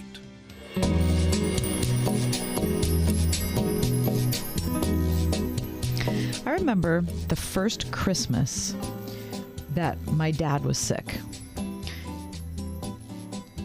He was kind of, I don't know, ailing a little bit leading up to Christmas, but didn't seem like that big of a thing. And then on Christmas morning at about 7 o'clock, we had to call an ambulance. Wow. And that was that. So the beginning of it all. Mm-hmm. So we went to Christmas Day, spent it at Pacific Hospital in the North Side. And what was really difficult about it, other than the fact that that happened, is that only 3 days previous, my father-in-law had a medical emergency. And so my husband had to leave and travel by himself across the state of Pennsylvania to the other side, to Lancaster County, to be with his dad. So we were already one man down. And of course, you know, I was having 20 people for dinner on Christmas. My dad ends up being sick. And so whatever our plans were for the warm holiday where everyone gathered around the beautiful table with the candles and the wonderful food and all of that, completely shot. Completely shot. And I remember walking out of Pacific Hospital. They have the music that pipes out magically from the Stones. Oh, yeah. You know what I mean? Sure. And they were playing Christmas music. And I hated the sound of Christmas music. And then I kind of had to take a step back and look at myself and say, no, what? Like, why do I hate that much? And I thought, because I didn't realize, I think, until that year that I'd bought into the fact that you're supposed to be happy at Christmas. That's what you're supposed to be. Yeah. And so that music was like at such juxtaposition with how I felt walking out of the hospital that night that I couldn't bear to hear about it. And especially when it's your father, because I don't care, you know, whether you're 6 or 56, your father is infallible, right? He's the guy, the strength, the center of it all. So when he falters, I think everybody feels weak. Yeah. Hannah King is with us. Hannah's a priest, a writer in the Anglican Church of North America. She serves as the associate pastor at Village Church in Greenville, South Carolina. She wrote a wonderful piece in Christianity Today, Christmas Grafts Us into God's Non-Traditional Family. And Hannah, welcome to the show. Thank you. Thanks for having me. Our pleasure. So, Hannah, you tell a story in Christmas Grafts Us into God's Non-Traditional Family about being a young girl and loving the coming of Christmas cards, right? You see the beauty of all these different families, the Christmas letters, the photographs, but then your father takes ill and passes away, and it becomes, the Christmas cards, as you describe it, becomes salt in the wound. That's right. What is that like for you? How did that sort of work through your life? Well, my father got sick when I was 11, and he fought really hard, to beat cancer. He was sick for 4 years, so it was kind of a slow, gradual loss. And I think, for me, each Christmas became more and more sad as he got more and more weak, and there were more kind of medical emergencies popping up here and there in our home, and just feeling more sort of estranged from the sort of American cultural narrative of family togetherness, and everyone's happy and intact, and right. Feeling more and more sort of isolated from that story. And that's just it, isn't it? Right? I mean, we are sold this story of the nuclear family, mother, father, children, and happiness. And when you don't have that, I mean, it shakes you to the core. Right. So, Hannah, how did that change you when you were growing up? After your dad passed, you're one of 6 kids. Your mom is, raising you by herself. Were there others who stepped in? Yeah, so, my family was really sort of surrounded by our church community, and I mean that sort of broadly. We had a local church, but we were also at a Christian school. And I think, for a long time I felt both kind of second class, right, second rate in the church because of my family story. But I also felt and truly was familied by the church. And that was, life-changing for me in the sense that I think I'm still a Christian today because of other adults who came around my mom and around me and discipled me. And also I think, the kind of emotional fabric that children need to continue developing as they grow was still given to me by sort of spiritual mothers and fathers and aunts and uncles and that sort of thing. Interesting. So in your piece, you talk about the idea that fathers are not born but made. So other men in the congregation stepped alongside your family and sort of provided comfort and strength and wisdom as you grew into a young woman. They did. And I will admit I was kind of resistant to it for the first few years. Sure. And then once I realized that their ministry meant something to me, then I got even more concerned about them knowing, that I cared. So there were some people who really were faithful, to me, even though I might not have seemed very interested. Yeah. For a number of years, and their sustained presence really was, I think, what, was able to kind of penetrate my isolation.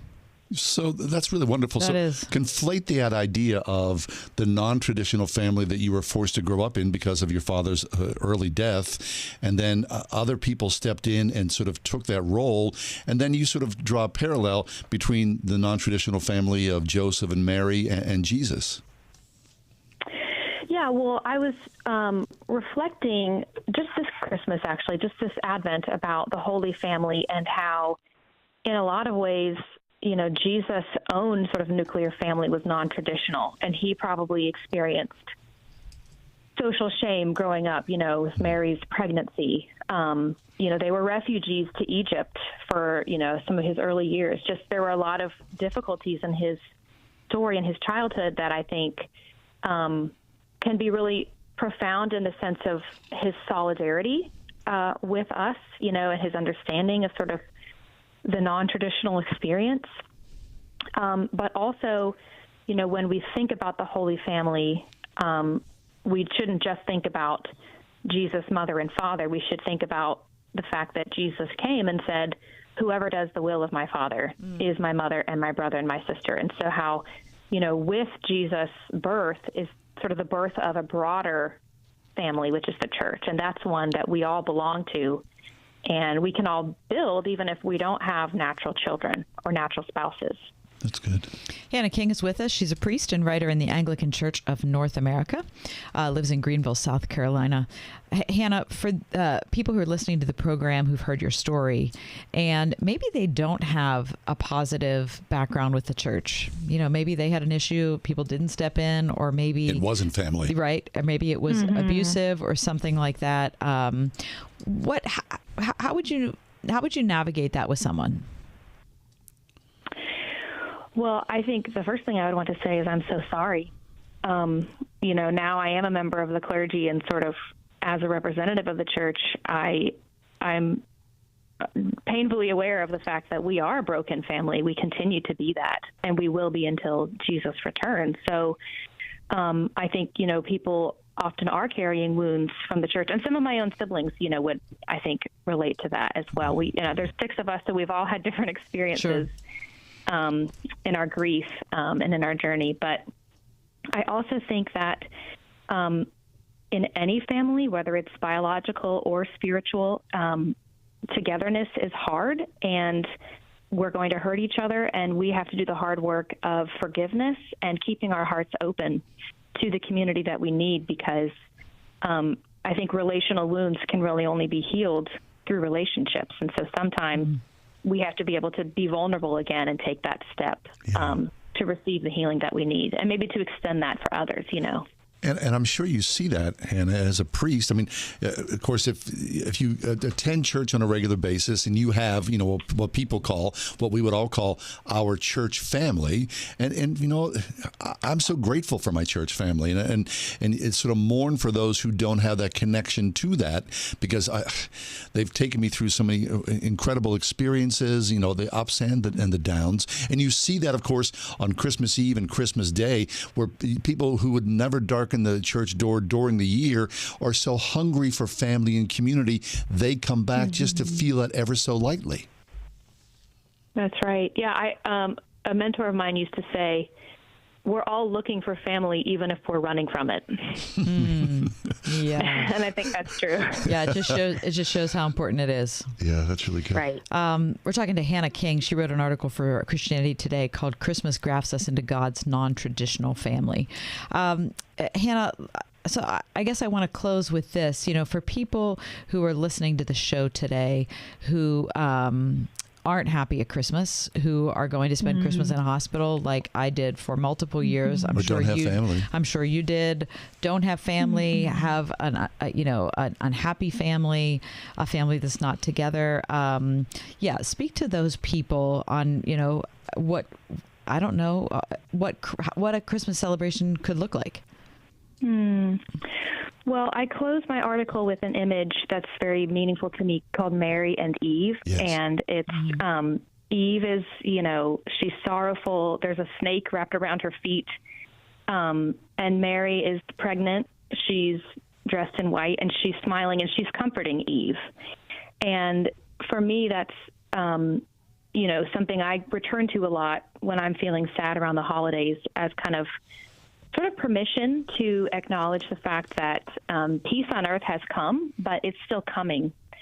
And so until Jesus returns to make all things new, we live with unfulfilled longing. We live with grief. We live with broken relationships, estrangement, loneliness. These things are part of the human experience, and they will continue to be. And so they actually do belong to the Christmas story.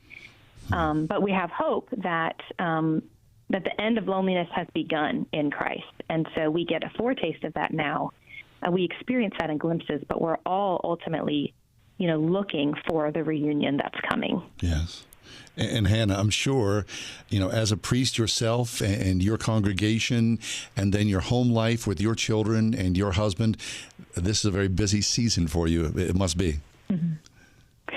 It is, but, in my tradition, we observe Advent, that's an intentional sort of slowing down before Christmas. waiting in the darkness, reflecting on our need for the light to come, and sort of in that penitential space that has become very meaningful for me, even to resist that sense of just chaos and busyness, leading up to the holidays. Check out Hannah King's article called Christmas Grafts Us into God's Non-Traditional Family in CT this month. We've been talking to her from Greenville, South Carolina. So from Pittsburgh, PA, Hannah, Merry Christmas to you. Merry Christmas, Hannah. Thank you.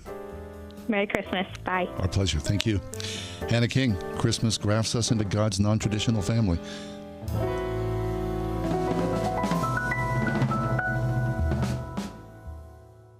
I remember getting dumped in 4th grade. On Tuesday, I was heartbroken. By Thursday, I had met a much nicer friend.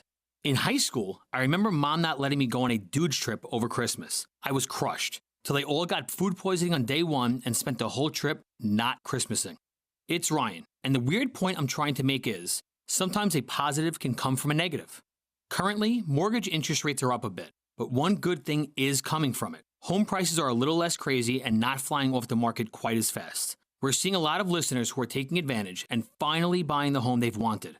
Yes, rates may be higher at first, but their strategy is to find a dream home today while they can and refinance tomorrow when things finally settle. They've already dropped in ounces of late. If that's you, we've got a direct lender advantage that can often save you money and a $1,000 lender credit at closing. We are United Faith Mortgage. United Mortgage Corp, Melville, New York. MLS number 1330. Pennsylvania Department of Banking and Securities. Mortgage lender license 22672. Revival Today Church presents Celebrate the King, a free Christmas event for you and your family. With musical guests Uche Agu, Ron Canoli, Karen Sheard, and Jacqueline Carr, featuring the Revival Today Mass Choir. Along with a word from Pastor Jonathan Shuttlesworth. Saturday, December 17th at the Montour Junction Sports Complex. Doors open at 6. Sign up today at rtcregister.com. There's nothing like hearing the songs you love on local radio with no subscriptions and no monthly fees. But there's a new bill in Congress that could stop the music. If passed, this bill would tax your local radio station simply to play the music you love. Text LOCAL to 52886 and ask Congress to support local radio stations. Help us keep you connected to the music, local news, weather, and traffic that you need each day. This message furnished by the National Association of Broadcasters. The key to church revitalization comes not from the outside in, but from the inside out. Trinity School for Ministry presents Congregational Renewal Inside Out, January 19th and 20th. Featuring the Reverend Canon Mark Eldridge, this seminar will give you the passion, biblical principles, and proven practical strategies that will bring health and growth to any size congregation. Congregational Renewal Inside Out, presented by Trinity School for Ministry, January 19th and 20th. Register at tsm.edu/pastoral. We are everywhere on your radio at 101.5 WORD FM Pittsburgh, at wordfm.com, the Word FM mobile app, iHeart, TuneIn, and Odyssey. Did you know that some vaccines prevent cancer? I'm Dr. Bill Schaffner of the National Foundation for Infectious Diseases, and I want to talk to you about a vaccine that protects against the most common cause of liver cancer, the hepatitis B vaccine. Hepatitis B virus can stay silent in the body for decades before symptoms develop. Many adults need vaccination, including those up to age 59 with diabetes. To learn more, visit adultvaccination.org. That's adultvaccination.org. Expect a shower in places this evening, otherwise plenty of clouds tonight with a low of 35. Tomorrow, a passing morning shower, otherwise mostly cloudy. Tomorrow's high 40. Tomorrow night will be overcast with a couple of flurries, low 27. Mostly cloudy Saturday, breezy with a snow shower, high 31. Extreme cold outbreak expected later next week into Christmas weekend. With your AccuWeather forecast, I'm Drew Shannon.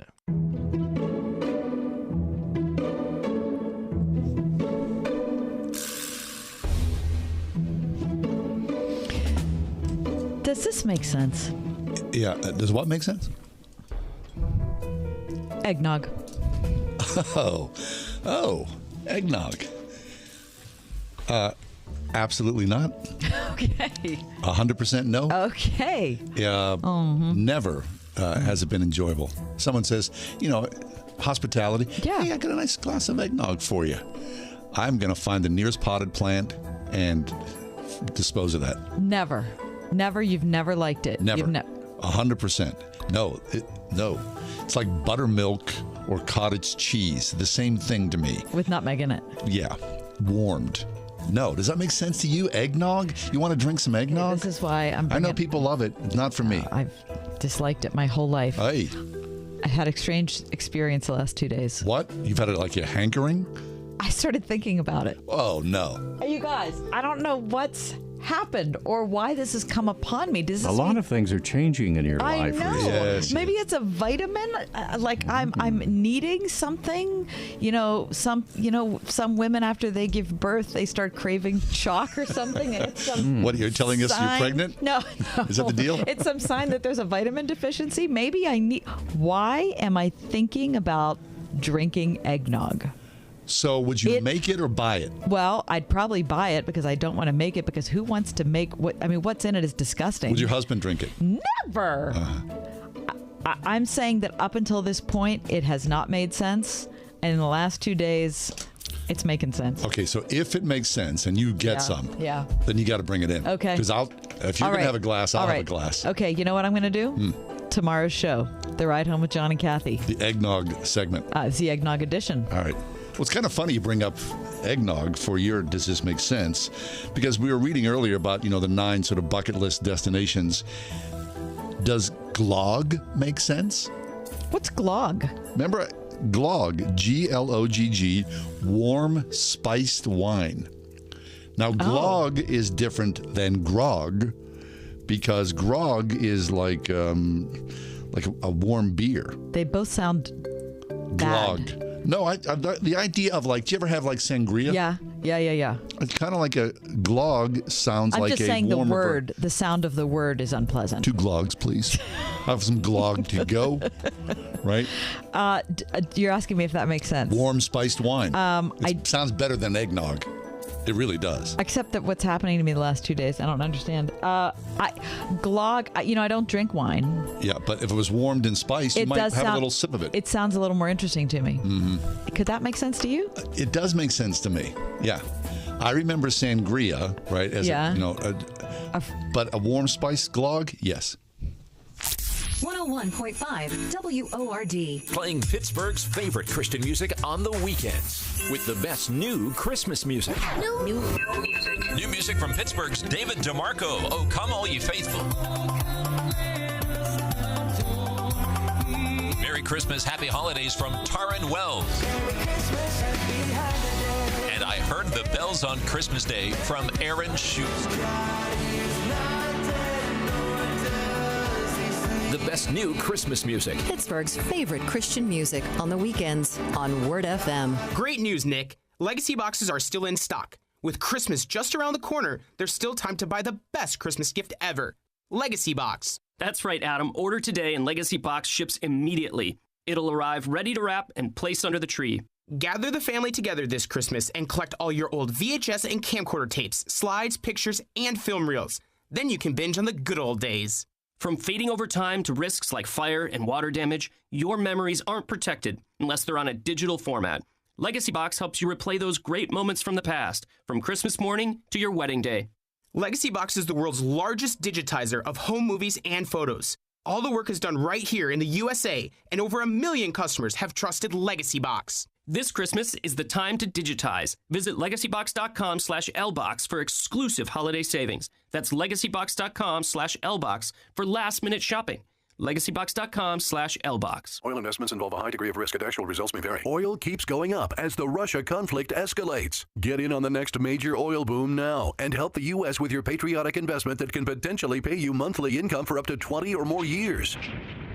That's the sound of a producing oil well and the sound of a smart investment. If you're an SEC accredited investor and have at least $25,000 liquid now, you can take advantage of Encore Energy's projects and a huge tax savings for this year. If you invest in oil, you're allowed to write off nearly 100% of your investment in the first year. Goldman Sachs is projecting oil to go up to $100 a barrel. Call 800-287-6691. Encore Energy is a very active oil and gas operator in its core area of operations. Call now and learn how to deduct 100% 100% of your investment and create 20 or more years of potential monthly income. Get this big tax deduction for 2022. Hurry before it's too late. Call 800-287-6691. That's 800-287-6691. Our real goal at RPTS is to train people for ministry. Whether training to be a pastor or just wanting to grow in your walk with God, you'll find what you're looking for at RPTS. We want to see them really grounded in their theological growth. We want it to be heart-directed as well. We want to see students prepared to serve and to love the people of God and develop ministries that we think have a great partnership with the local church. Learn more about the MTS degree program and flexible online options at rpts.edu.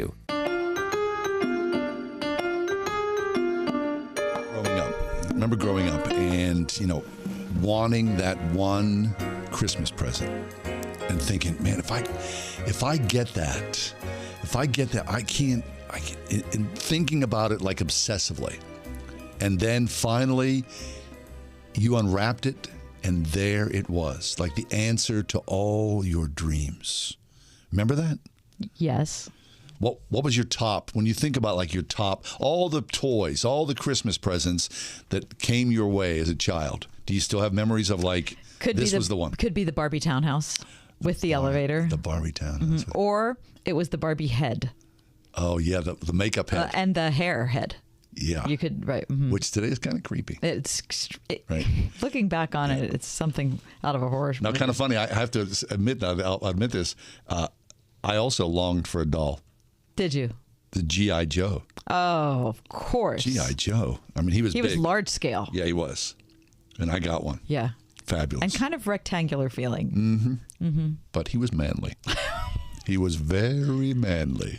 We saw in Stacker.com a terrific story that we cannot recommend more highly. Top holiday toys from the year you were born. Okay, wow. So it goes back all the way to 1920. And he doesn't be 102 years old. Right. And back. Talks about the toys that were the big deal that year. Mm-hmm. Now, what's fascinating about it is when I look back in the first 10 years that they talk about, 1920 to 1930, which is before either of my parents were even born. Mm-hmm. I had every one of when I was growing up, I had every one of those toys. Pretty much me too. And they give you the list price. Which is terrific. So let me start in 1920. Okay. It was the Raggedy Ann doll. The original estimated retail price was $1. Mm-hmm. I had several Raggedy Ann dolls and Andy. Yeah. I didn't. They were like sort of like the family dolls. Oh, yeah. Everybody had to share? Kind of. I'm not sure. I had 5 sisters, so probably one of them would say that was my doll. But they were around the house. I think I've got a picture of me clutching one when I was like 2 or 3. Really? Mm-hmm. A Raggedy Ann doll valued at $1 in 1920 would, in today's money, be $14.69. Is that right? Oh, okay. All right. Right. Not bad. Okay, still not bad. Number... wait, no. Yeah. Here's the weird thing. Raggedy Ann was created by a political cartoonist by the name of Johnny Gruel. That's a great name for like a nightclub singer. Wonder if he ate... Let's have a warm man for Johnny Gruel. You think he drank glog? Johnny Gruel. 1920, 2 signature handmade dolls, Raggedy Ann and her brother Raggedy Andy. The next year, 1921, Lincoln Logs. What a great toy. Pre-Legos. Listen, they were great because they were soft. Mm-hmm. You could still hurt your foot stepping on them, no question. But there was just... You knew how to build. You could build a little house. Lincoln Logs were so awesome. They sure were. Okay, 1922 were Tinker Toys, which I also loved, not as much as Lincoln Logs, but that was... But Tinker Toys were... It's surprising they were so 1922. They sort of reminded me of like a 1950s thing. I thought the same thing. Yeah. 1923, it was the chemistry set. Listen, we had a chemistry set. One year, my brother made a stink bomb. My father was so hot. I mean, the whole house smelled like rotten eggs for like a week. Remember, the doors were open, the windows were open. And the little sketch on the front of the chemistry set, everybody looked so happy. Yeah, well, you're giving a kid, chemicals. And very Caucasian. Probably like, acid burns and things like that with a chemistry set, I mean, it looks like, look at the people on there's a drawing on the cover of the chemistry set. It looks like the Aryan Nation. Oh, yeah, it does. They're very serious. No, they're very serious, very Caucasian. Number 24, the Erector set. Had one, loved it. Okay. Many, many happy hours. And 1925, the Teddy Bear. Never had one. You never had it? I don't think so. Maybe. I mean, I remember what? I had like a plaid dog, which was kind of like my teddy bear. A plaid, Yeah, I can't say I had a teddy bear. Yeah. I'm shocked by that. No, don't be shocked. That explains everything. 1926 Crayola crayons. Oh, that's for the rich kids with the big 64. 5 cents with the sharpener. Come on. And the back, which was great. That was like, your parents were executives if you had the 64 pack. And 1927 was the radio flyer wagon. Had one, loved it. I recently sold, I think about this. Our kids had a radio flyer wagon. I sold that at a yard sale for like $2. When I think about that, I was like, why did I get rid of that? Yeah.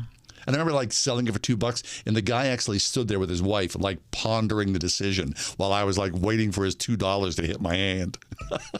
It's sad. This was sad. That's sad. And 1928 is the yo-yo. Did you have a yo-yo? Yes. Oh, yeah. Could you do tricks? I wasn't. Yes, I Walk could. the dog. But I was kind of lame at them. Yeah, I wasn't my thing. Right. Okay. Anyway, you can go on to the stacker.com website. Pardon me, and look at things like the sock monkey or the wind-up toys. When it gets to the year 1933, for me, all of a sudden, I didn't have any of these toys. So I'm not sure what happened. Wind-up toy, they weren't Buck as Rogers classic. pistol. You didn't have a Shirley Temple doll. No. The balsa wood models. You have Monopoly game in 1937. Yeah, I did have Monopoly, but none of the other ones. No microscope set? No, really. I see the radio flyer on eBay for $588. Whoa. And he sold it for $2 at a yard sale. Yeah, Boy, that was a poor choice, John. How about the Viewmaster? I did have the Viewmaster. Was it the GAF? I don't remember, but I remember I had the Disney one, and you could like look at Dumbo or Alice in Wonderland or we had like scenes from Africa that was like let's go travel the world, and they were in 3D. Oh, even better, which was so 3D. epic at that point. Yeah, now kids have like what are those things? What are they wearing? The virtual reality. Yeah. 1943, Little Green Army Men. Was that a big thing for you? Oh yeah. We had bags of Little Green Army Men. Yeah, we blew them up with firecrackers, Yeah, it was cool. Okay. The Slinky in 1945. Of course. The Slinky. What is that? Do you know? I don't know. You never had a Slinky? I did have a Slinky, but I don't remember the ad. You don't know ad. the song? The song? Oh, yeah. But Everyone I loved a Slinky. I loved a Slinky. Going down the steps, that was... Now they're plastic. And they get tangled really easily now. Yeah. I don't. The Lionel train. Boy, was I heavy into the train under the Christmas tree. Oh yeah, we still have one, a really nice one. Wait, now what's the deal? 1947, the Tonka trucks, really? What, does that seem too early for you? It seems really, really early. Yeah. How about the toy piano? Do you have one? Nope, I did not have a toy piano. We had a toy piano. We played chopsticks on the toy piano. Of course you didn't. All the adults hated you. How about the Magic 8-Ball? Yes. Oh, man. And not only that, but before that, 1949 was Clue. Parker Brothers. I don't like that game. That goes on forever. I don't like that. Colonel Mustard. Who did you always want to be one person? No. All the girls wanted to be Miss Scarlet. I tried to avoid it, quite honestly. The Magic 8-Ball, though. It's a fun movie. I mean, you'd ask that thing all kinds of crazy questions, right? Oh, yeah. Yeah. 1951. Bring on the color forms. That was space age. I remember how they smelled. Me too. I loved that smell. Mm-hmm. Oh, I thought that was color forms. Best. Yeah. And Mr. and Mrs. Potato Head, 1952. Did you have a potato head? Yeah. Mm-hmm. I love that. Yeah. One summer, one of my sisters got poison ivy really bad. I mean, like her whole face. She could like hardly open her eyes. So I was like, had paperboy money. I bought her a Mr. Potato Head and sat next to her and played with it. Oh, that was kind of you. Just helping her along. That was sweet. Mm-hmm. Scrabble in 1954. Sold for $2. Like Scrabble? I do like Scrabble, not as much as you like Scrabble. I like Scrabble. Very interesting. In 1955, Silly Putty came out. Oh, yeah. Which I also remember. On the Color Comics? The smell of that. I loved it. I didn't even like the comics, but I liked making the image on there. What do you mean you didn't like the comics? I never read the comics. You never read the comics? Mm-hmm. I studied the comics with a microscope. I lived in the comic pages. All that stuff. You didn't read the comics? Never. What? Seriously, I never did. How could you? It just wasn't interesting to me. What? I feel badly really, saying there were puzzles and all kind of other comic pages. Oh, I love the 1956 was Play-Doh. Very nice. Another great invention. Mm-hmm. Yep. The hula hoop in 1958. Wait, 1957. Water balloons? Come on, that's not a. Everybody was getting their kids water balloons. Hope I get water balloons That's for Christmas. Crazy. I don't think so. That's crazy. Yeah, the hula hoop. How are you on the hula hoop? I tried it a lot. I mean, I was okay at it. Just okay. I don't think I could do it right now. My brother was like a master hula hooper. I mean, he had Elvis down. Do those hips, Jeff. That's awesome. Yeah. 1959 is when Barbie came out. Imagine having a piece of Barbie. I know about the original Barbie. Oh my gosh. And surprisingly, she was a brunette. Yeah. Yeah. She's okay. East Coast girl. Yeah, of course. 1960, the Etch-a-Sketch came into reality. Did you not love the Etch-a-Sketch? It's the greatest toy. It could be one of the greatest toys ever of all time. I think so too. Yeah, really, I love the Etch-a-Sketch. How good were you? I mean, you do like, let's make a building. Oh my! A few windows. Who has that much? A little skyline. Patience? That's cool. I was like putting my name in there, and then I was done.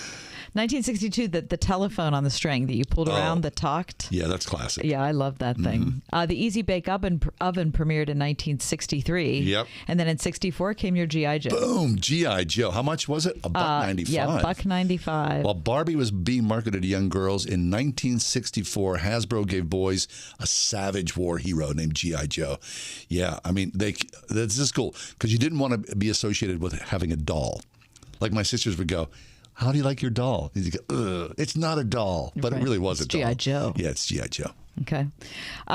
The Twister came out in 1966. Yep. Played many a game of Twister, didn't you? Yes. And 1967 came Light Bright. Loved and Light Bright. I thought, how many times did you have to reuse the black? Because, of course, my parents would never buy me more pages. Right. So you just have to reuse it. I did that all the time. Hot Wheels. Oh, man. Hot Wheels? Was that a big thing for you? Oh, it was gigantic.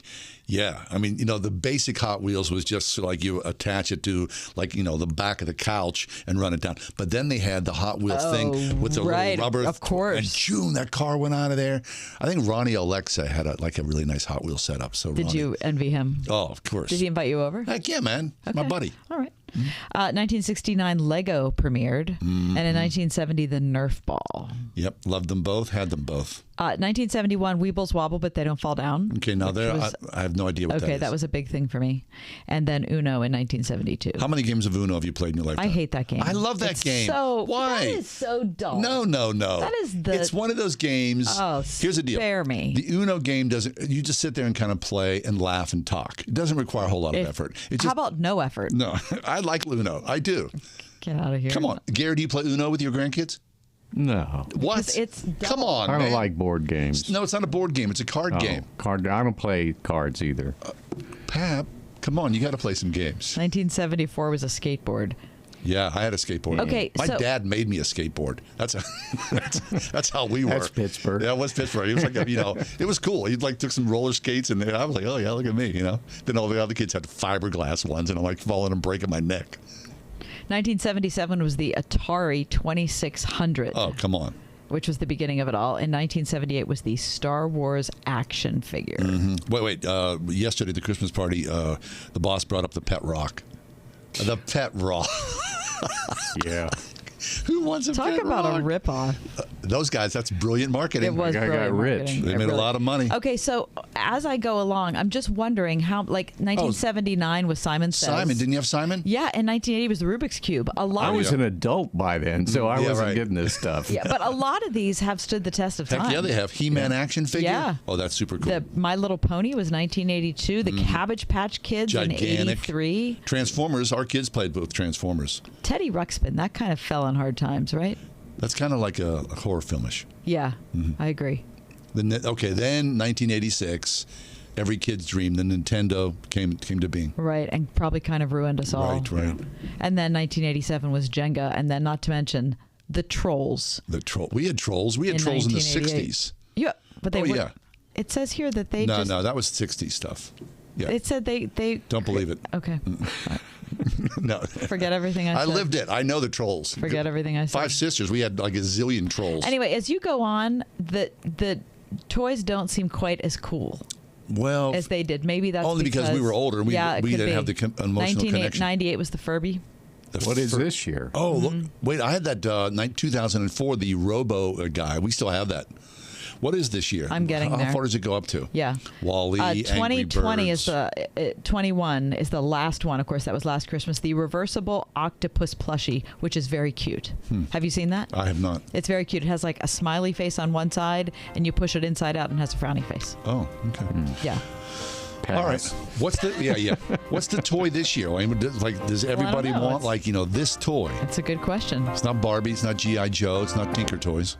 MyPillow's excited to bring you the biggest bedding sale ever just in time for Christmas. Hey, it's John Hall. Get the Giza Dream bed sheets for as low as $29.98, a set of pillowcases for only $9.98, and rejuvenate your bed with a MyPillow mattress topper for as low as $99.99. They also have blankets in a variety of sizes, colors, and styles. They even have blankets for your pets. Get duvets, quilts, down comforters, body pillows, bolster pillows, and so much more, all with the biggest discounts ever. They're also extending their money-back guarantee for Christmas until March 1st, 2023, making them the perfect gifts for your friends, your family, everyone you know. So go to MyPillow.com, use promo code WORD, or call 800-391-0954. You'll get huge discounts on all MyPillow bedding products, including the Giza Dream bed sheets for as low as $29.98. And get all your shopping done now while quantities last. For the best night's sleep in the whole wide world, visit MyPillow.com. Merry Christmas. This is Dean Gartland, president of City Mission. It has been a challenging year. Thank you for supporting City Mission through these uncertain times. I'm reminded of the words of Jesus, let your light so shine before men that they may see your good works and glorify your Father in heaven. Your generosity has helped us to be a light in the darkness for so many in need. The need is growing and City Mission will be there, but only with your continued support. Please visit us at citymission.org and let your light shine today. God bless you this Christmas season. You could sail the Mediterranean with Bible teacher Alistair Begg, August of 2023, stopping at several locations the Apostle Paul visited on his missionary journeys. Together we'll have the opportunity to visit ancient churches, museums, fortresses, and stroll some of the most beautiful avenues in the world. For details, log on to deeperfaithcruise.com or call 855-565-5519. 855-565-5519. The students and staff at Trinity Christian School would like to wish you and your family a very Merry Christmas and a Happy New Year. The birth of our Savior is truly something to celebrate, something to share. It's also a time to find rest, to be with the people we love, to remember those we miss, and anticipate good things to come. For unto us a son is given, unto us a child is born. He is here with you, always. From your friends at Trinity Christian School. Celebrate comeback season with Mucinex Fast Max Cold and Flu All-in-One. Its maximum strength formula tackles up to 9 cold and flu symptoms. Try Mucinex All-in-One and get $5 cash back to celebrate your comeback. Visit fastmaxcashback.com to learn more. Use as directed.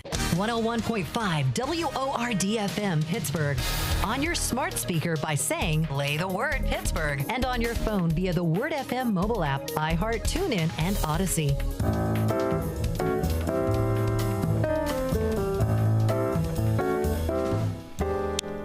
Do you watch Entertainment Tonight? Never. Is that a nightly show? Yes, it is. Okay, I think it's 5 days. Maybe it's 7 days a week. I don't know. Okay, no. I mean, there was a time, I think, what was her name? Mary Hart. Was it Mary Hart? I remember Mary Hart. Yeah, she was Entertainment Tonight. Oh, yeah. Okay, I remember that. Right, yeah. It's been on the air for many, many years, right? So they always dub, this is the new hot thing. And yes. It's been a long time since I've watched it. But so are there top entertainers of the year? And Top entertainers of the year. Yeah, I think things are so specific now. You can collate your own playlist in Spotify right. or so in Apple like Music. I just don't think we have the same shared experience. Everybody watches their own thing on TV, yes. Or I have my own list of movies, or I watch anime, or okay. So speaking of that, if you're watching, are you tempted at all, or have you already watched the Netflix Prince Harry and Meghan Markle thing? Are you going to watch that? Because you like the royalty thing. You like the Crown. I did. I like the Crown. I watched every moment. You're not going to watch it of their not the festivities, but all the ceremony around the death of Queen Elizabeth. I have zero interest in Prince Harry and Meghan Markle, me who too. to me look like two adults who are whining about everything that royalty did to them, which I'm sure is a heavy cross to bear. Right. But spare me because you're making $1 kajillion while you do it. What's the Netflix contract? It's like $14 million. Really? Okay, so they're fine.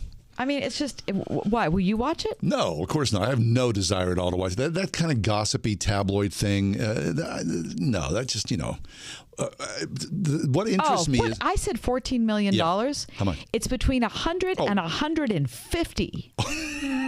Whoa. Okay, so they're more than fine. But what interests me is, being a brother. That's appalling. Being a brother, loving my brother, and having, two sons, of course, who are brothers. How do you stab your brother in the back and feel good about it? I think it's horrible. Who's the king of England someday? I mean, that to me is like whoa, that's rough. How do you recover from that? For what? For the sake of cash or to settle an old score?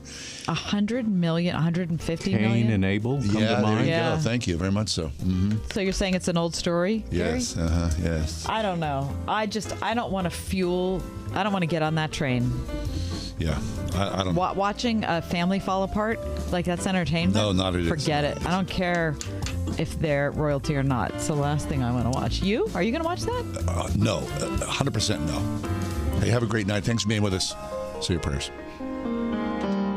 The Ride Home with John and Kathy, a production of Salem Media Group. This is Hugh Hewitt for townhall.com. From shock to anger to